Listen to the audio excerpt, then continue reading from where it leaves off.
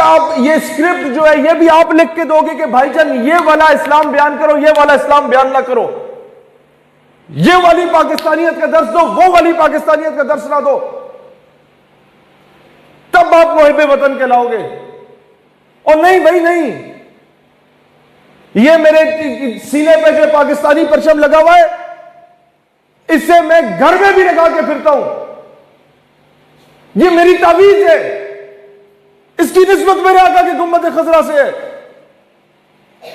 तो मुझे पाकिस्तान से मोहब्बत का सर्टिफिकेट किसी के बूट पॉलिश करके नहीं चाहिए।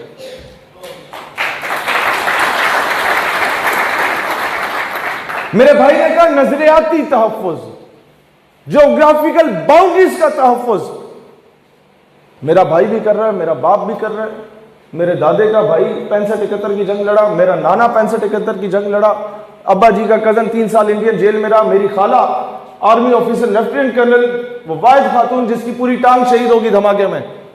मैं किस किस चीज की तुम लोगों के सामने आके बताऊं? ये अपनी मुल्क से वफादारी दिखाने के लिए मुझे यह बताना पड़ेगा? क्या मुल्क से वफादारी के लिए इतना काफी नहीं है कि आज हिंदुस्तानी मीडिया मुझे दहशतगर्द कहता है? क्या मुल्क से वफादारी के लिए इतना काफी नहीं है? लेकिन मसला क्या है, आज मुल्क की वफादारी सिर्फ इन अंग्रेजों के कुत्ते नहलाने वालों के बूट पॉलिश करने से मुंसलिक कर दी गई है, जो कभी आपको नवाज शरीफ की सूरत में मिलेगा, कभी इमरान की सूरत में मिलेगा, कभी जरदानियों की सूरत में मिलेगा। अपनी वफादारियां तब्दील करो, अपनी वफादारियां रियासत के साथ रखो, पाकिस्तान के साथ रखो। और रियासत से भी कहता हूं कि रियासत मां होती है भाईजान।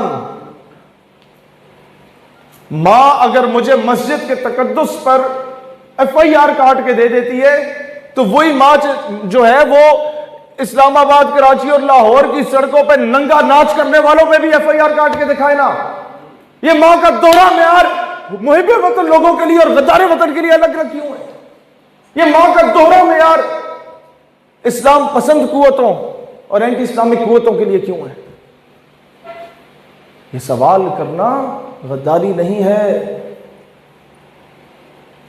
मुझे बताओ ना, हम लोग तो वो हैं कि जब बलूचिस्तान में पाकिस्तान का परचम उठाना जुर्म समझा जाता था, इस हद तक इंडियन इन्फ्लुएंस हो चुका था, इस हद तक इंडिया ने पैसा फेंक दिया था। I was the first one जिसने डेरा बुगटी में 2015 में 5-7 हजार लोगों का जलसा करके पाकिस्तानी परचम लहराया था। I was the first one जिसने 14 अगस्त 2015 को बलोचों और पश्तूनों को एक प्लेटफॉर्म पे इकट्ठा करके पाकिस्तान के परचम के साए तले कोयटा में 10 साल के बाद जश्न आजादी की रैली निकली थी। अब मैं तुम लोगों से आके पाकिस्तान से वफादारी के सर्टिफिकेट लूंगा? ये मैं अपनी बात नहीं कर रहा, इन सब की बात कर रहा हूं। नहीं चाहिए भाईजान वफादारी के सर्टिफिकेट, हम तुमसे बड़े वफादार हैं। क्यों? क्योंकि जो आके रिपोर्टें लिखते हैं तुम तनख्वाह लेते हो, हम बगैर तनख्वाह के शहादतें देने वाले सिपाही हैं इस मुल्क में।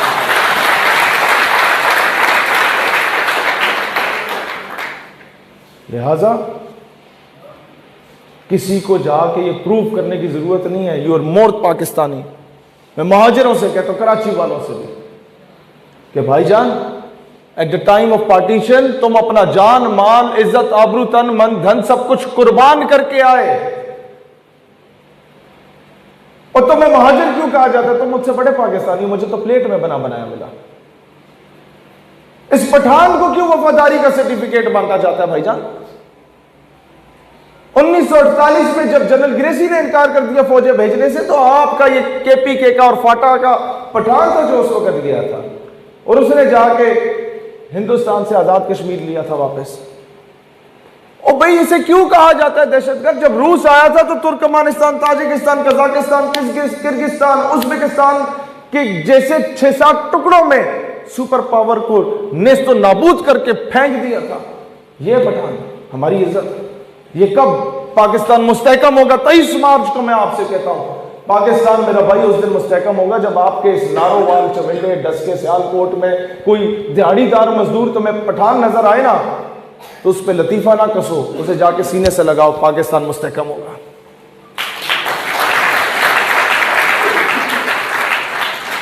इन लोगों ने लसानियत की बुनियाद पर कौम को तकसीम किया, कभी सिंधी कार्ड खिलवाया, कभी पठान कार्ड खिलवाया, कभी बलोच कार्ड खिलवाया, अभी साउथ पंजाब में पंजाबिस्तान का कार्ड खिलाएंगे। हम किसी इस्तान को नहीं मानते, हम सिर्फ इस्लाम और पाकिस्तान को मानते हैं, इसके अलावा हमारी कोई पहचान नहीं है। सबसे ज्यादा गिला क्या रहा अपने इन प्यारे लोगों से जिनके लिए हम लोग हमेशा दुआएं करते हैं। हमें गिला ये रहा कि वो हमेशा बहुत ही छोटे बंदे को भेजते हैं बातें नोट करवाने के लिए, कि जिसका लेवल नहीं होता इन चीजों को समझने का, वो जाके शिकायत लगा आता है, ओ जी वो फलाना ऐसी उस हिंज कीता है। उस उल्लू के पट्टे को बताओ कि इसका एक भाई सियाचिन में इस वक्त 20,000 फीट की बुलंदी पे बैठा हुआ है पिछले 8 महीनों से, और उसको यह भी बताओ कि इसके बाप ने 32 साल अफवाज पाकिस्तान में सर्व किया और ब्रिगेडियर के रैंक पर रिटायर होकर आया है। उससे तुम ये तवक्को कर रहे हो कि मुल्क से गद्दारी की बातें करेगा, वो इंतहा पसंदी की बातें करेगा। किस चीज को इंतहा पसंदी कहते हो? अमेरिका के कुत्ते नहलाने वालों को उल्लू का पट्टा बोलने पे तुम कहते हो मुल्क से गद्दारी है? तो हाँ गद्दारी है।